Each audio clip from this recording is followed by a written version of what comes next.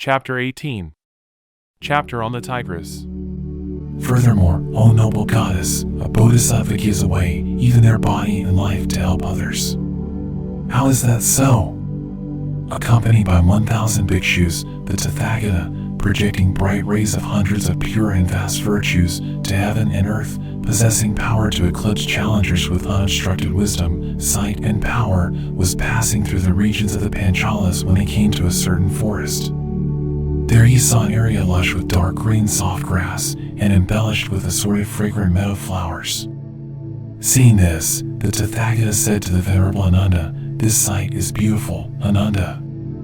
It has the mark of being the place of a Dharma teaching. Lay a seat for the Tathagata." As instructed by the Tathagata, a seat was set up. Having set up the seat, Ananda said to the Tathagata, "The seat is laid, O transcendent Lord, chief and supreme among bipeds, freeing beings from bondage, you bestow supreme benefit upon humans. Be seated, and may the nectar of sublime discourse for the benefit of humans kindly be given." Then the Tathagata sat on that seat and addressed the bhikshus in this way: "Would you like to see the remains of a bodhisattva who performed tasks that are difficult to perform?"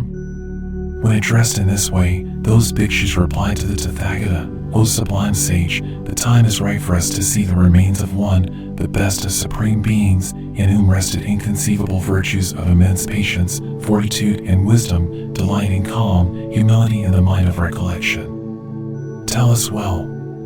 Then the Tathagata struck the surface of the earth with his hand, whose palm was soft as the newly bloomed lotus and marked with a 1,000-spoked wheel. As soon as he struck it, the earth shook in 6 ways, and there arose a stupa made of silver, gold, and jewels. Then the Tathagata said to the Venerable Ananda, "Ananda, open this stupa." Heeding these instructions, the Venerable Ananda opened the stupa. Inside he saw an urn covered with gold and inlaid with jewels and pearls. Having seen this, he said to the Tathagata, "O transcendent Lord, there is an urn made of gold." The Tathagata said, "Open these 7 urns." Accordingly, he opened them. He saw relics whose colors were like snow and white lily. Seeing this, the Venerable Ananda said to the Tathagata, "O transcendent Lord, there are relics." Then the Tathagata said, "Ananda, bring here the relics of the great being." Then the Venerable Ananda took those relics and brought them to the Tathagata. Taking the relics to the 1,000 bhikshus and holding them in his hand, the Tathagata addressed them in this way: "Here are the bones of one endowed with excellent virtue and supreme intellect, humility, meditation, delight through patience and sublime fame, one who continually strove for the wisdom of his enlightenment, intelligent and possessing steadfast joyous perseverance, he always delighted in giving." Then the Tathagata said this to the 1,000 bhikshus: "O bhikshus, offer homage to the Bodhisattva's relics fully charged with ethics and virtue, which are a field of merit and extremely rare to see." Then, their hearts filled with aspiration, those bhikshus paid homage to the relics with hands folded in reverence. Then, with hands folded, the Venerable Ananda addressed the Tathagata in this way: "The Tathagata transcendent victor has risen above all the world and is venerated by all beings. How is it that the Tathagata venerates these remains?" Then the Tathagata replied in this way to the Venerable Ananda, "Ananda, it is because of these relics that I quickly awoke to peerless and supreme enlightenment. Ananda, formerly in a time long past, there was a king called Maharatha who possessed chariots, wielded great power, and defeated opponents through unobstructed might and strength. He had 3 sons who were like sons of the gods: Mahapranita, Mahadeva, and Mahasattva. One day the king went to a park for sport. Drawn by the enchanting qualities of the park and wishing to find flowers, the princes ran about and entered the great Dashavanagama forest. As the princes ran about, their attendants were dismissed and went their own way. The princes entered the thick 12 forests of that fully protected forest reserve.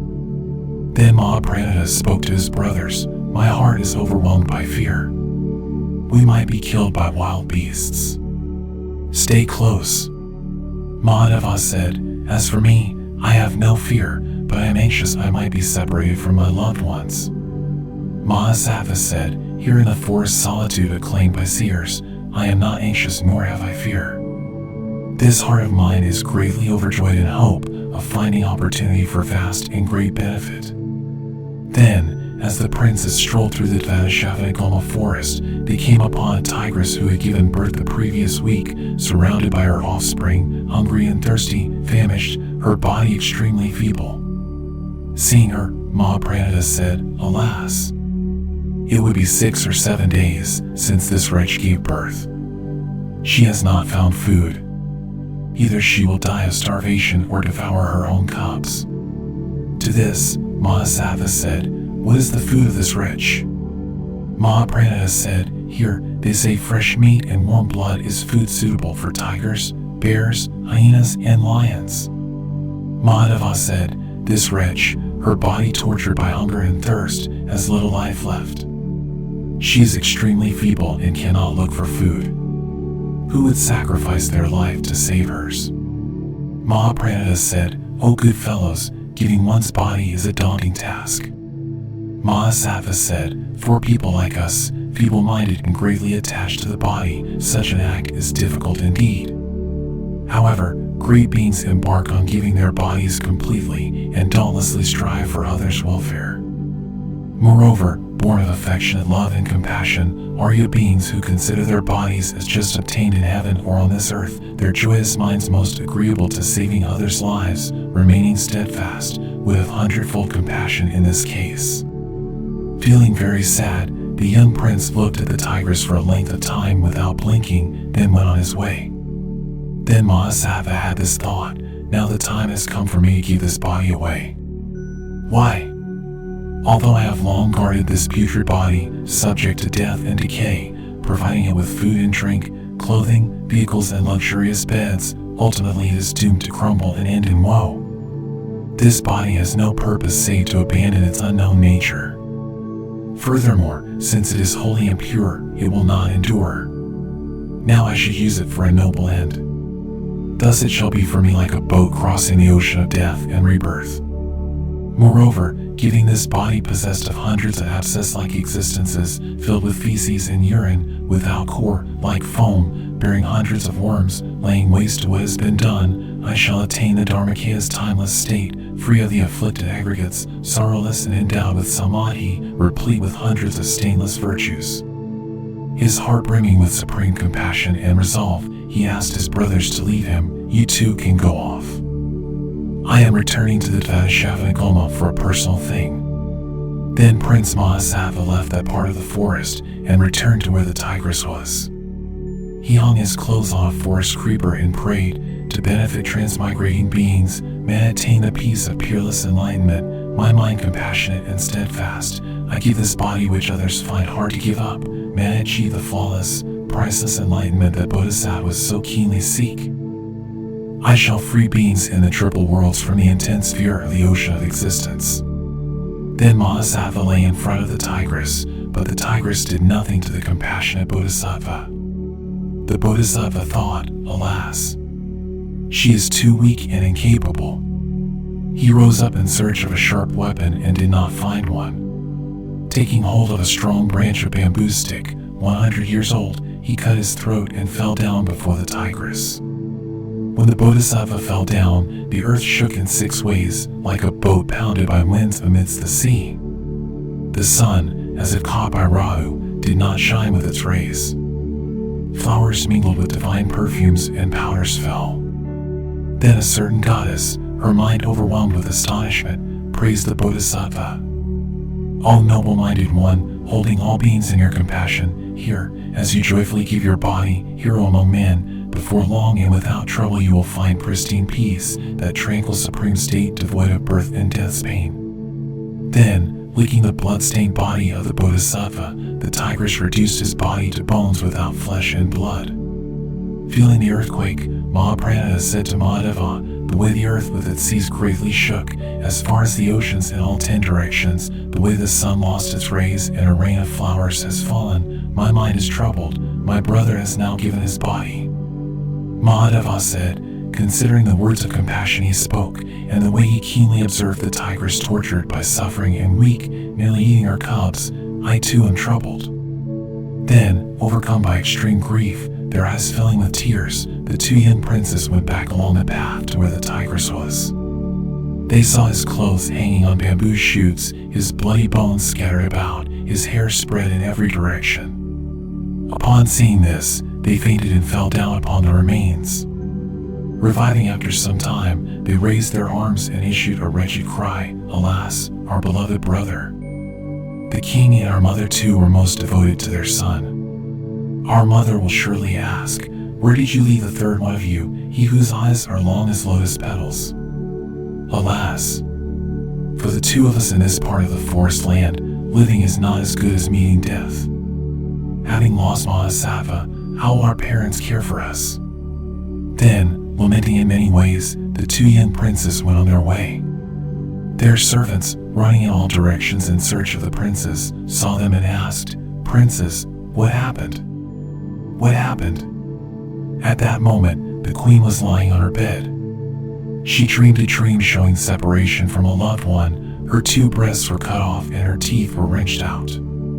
Finding three young frightened doves, one was snatched by a hawk. Terrified by the earthquake, the queen awoke suddenly and thought, "Why did this sustainer of beings, clothed in oceans, so violently shake?" The sun was robbed of its rays, pointing to the sorrow in my heart. In my dream, my body was weak, my eyes quivered, my breasts were cut off. I wonder if my son's gone to the forest to play sport or well. As the queen sustained these thoughts, a maidservant entered. Distressed, she spoke to the queen, "Mother, the prince's attendants search for the prince. It is heard that your beloved son has perished." When she heard these words, with trembling heart and eyes filled with tears, the queen approached the king. "Lord, I have heard that my darling son has perished." The king too was distraught. With trembling heart, he said, "I have lost my beloved son." To give solace to the king said, "Good queen, do not grieve.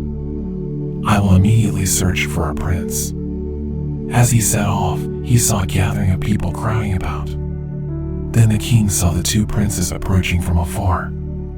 Upon seeing them, the king cried, "The princes are coming, but not all three." Alas, it is agony to see oneself bereaved of a son.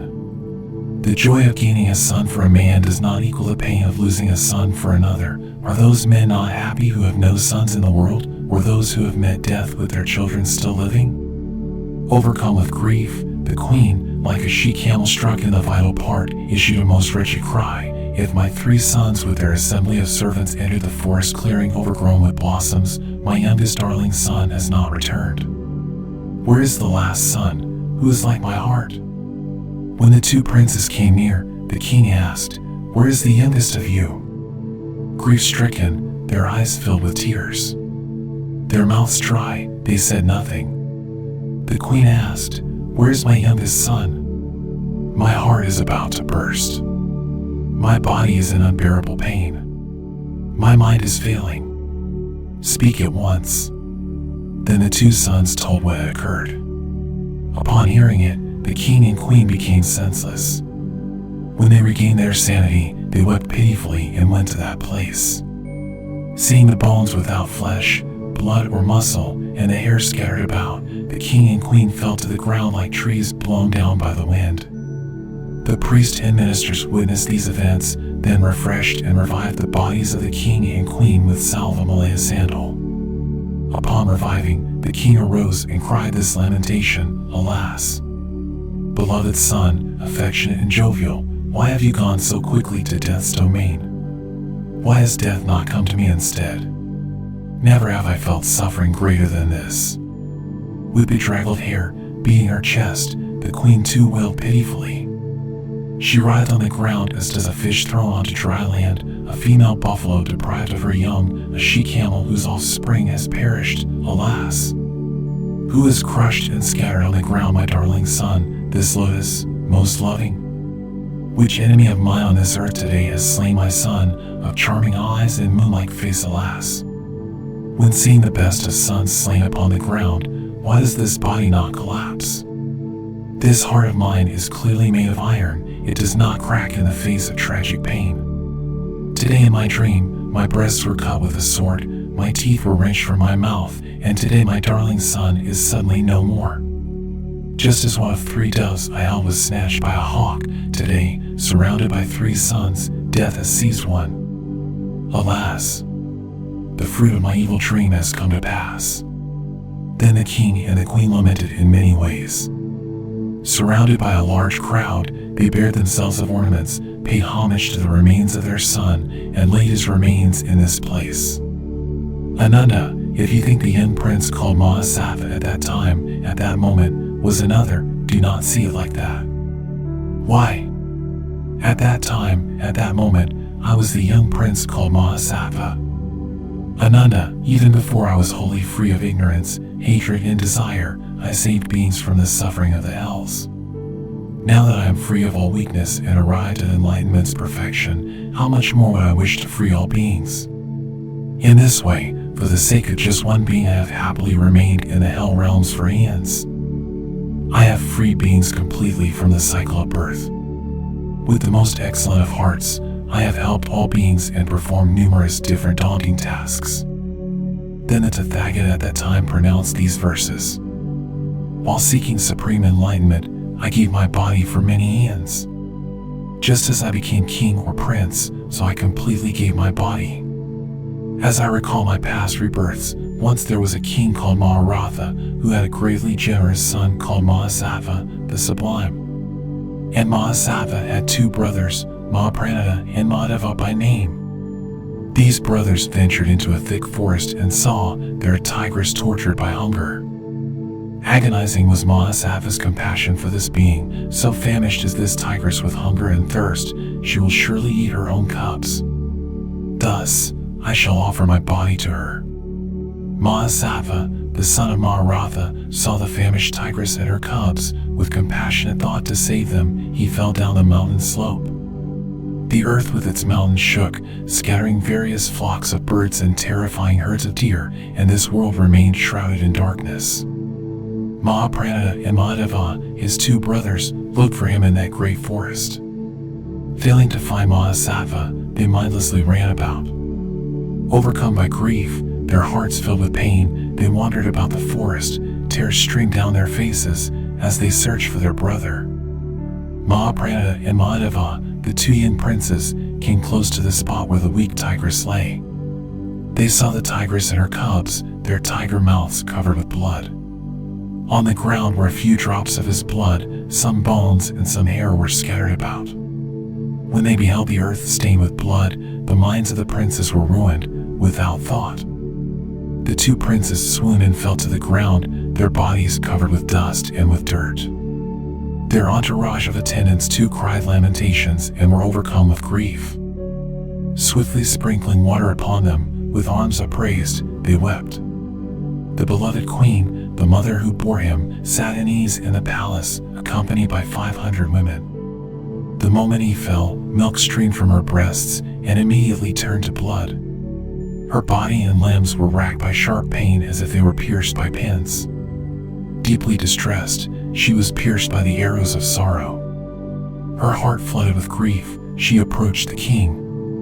Wretched, weeping before the king, she said this to King Maharatha, "Listen to me, King, Lord of humans, my body burns with the fire of grief, milk flowing from the tips of my breasts immediately used as blood. My body stings as if pierced by needles, my heart is next to bursting. Such are the signs I shall not see my sons again. Such is the fate of my children. Be compassionate, give me my life."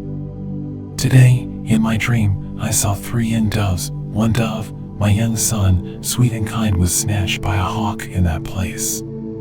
The sorrow of such dreams has entered my heart, my mind is scorched by distress. Such is the fate of my sons, before long I shall succumb to grief. O compassionate one, give me my life. Having spoken, the chief queen fainted and fell to the ground. Her mind was senseless, deprived of memory, and her thoughts failed. Upon seeing the sublime queen fainted and fallen on the ground, the whole crowd in that palace too wept and wailed in pitiful voices. At once, the Lord King was overcome by the loss of his son. His ministers and attendants too set out to search for the princes. People all over that city came out of their various homes. Crying and with tears flowing, They asked after Mahasatva, is he alive or dead? Where has Mahasatva gone? Today will we glimpse that one who is beloved and pleasing to see. Suddenly the silent wind of grief, fierce and without noise, blew throughout that region, yet due to limitless magic, there was a sharp sound. Then King Maharatha rose up, oppressed with grief and crying. He sprinkled water upon his sublime queen, who had fainted and fallen on the ground. Regaining her senses, the queen arose, her mind forlorn. She asked, are my sons dead or do they live? Then King Maharatha said to the chief queen, the ministers and the attendants too have gone to search for the princess. Do not be downcast in mind. Do not be sorrowful in heart. In this way, having comforted the queen, King Maharatha came out of that royal palace. Surrounded by a host of ministers, he was crying, weak in mind, feeble in body, and overcome by grief. Many hundreds of beings too cried with tears falling. They ran out of that excellent city to search for the young princess. Seeing the king emerge from the palace, thus, they followed after him. The moment the king left that city to look for his beloved sons, he gazed with staring eyes in every direction. He saw a man coming his way, his head shaven, his limbs smeared with blood, his clothes covered with dust and dirt, his face was sodden with tears. A fierce grief took hold of King Maharatha's heart. His face covered with tears, he wept. Standing with arms upraised, he lamented. Then a certain minister came quickly and swiftly from afar. Coming close to King Maharatha, the Lord of Men, he spoke, O Lord of Men, do not be sad. Your charming sons are alive. Before long in your presence, you will see your beloved sons. The king continued upon his way, and then a second minister came to him, clad in dusty and sweat-sodden clothes. In a tearful voice, he said to the king, O great king, 2 of your sons are alive, scorched by the fire of grief. O king, your 3rd son is missing. Mahasatva is captured by impermanence.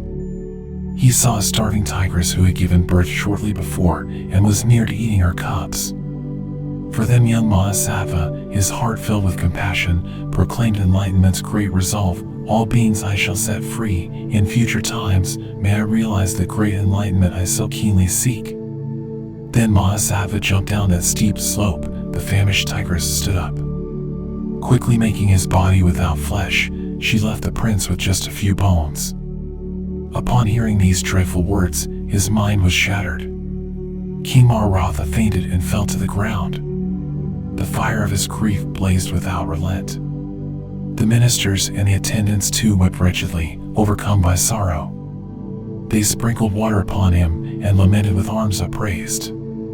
Then the 3rd minister said this to the king, Today I have seen both princes in the great forest, laying on the ground. They had fainted, their minds were broken.